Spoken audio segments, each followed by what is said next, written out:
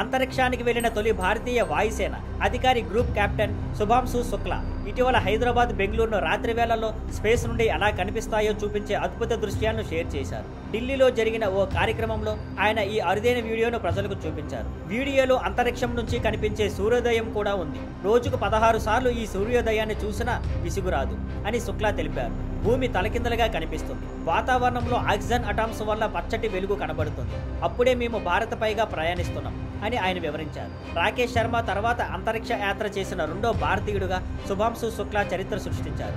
ఆయన ఈ ఏడాది జూలైలో 18 రోజుల అంతరిక్ష యాత్ర పూర్తి చేసి భూమికి తిరిగి వచ్చారు. ఈ సమయంలో భారత శాస్త్రవేత్తలు సిద్ధం చేసిన 7 ప్రయోగాలను నిర్వహించారు. వాయుసేనలో తన ప్రయాణం మొదలుపెట్టిన శుభాంశు తర్వాత ISSకి వెళ్లారు. ఢిల్లీలో రక్షణ మంత్రి రాజ్నాథ్ సింగ్ ఆయనను మరియు రాగబోయే గగనయాన్ మిషన్లో పాల్గొనబోయే 3 వ్యోమగాములను సత్కరించారు.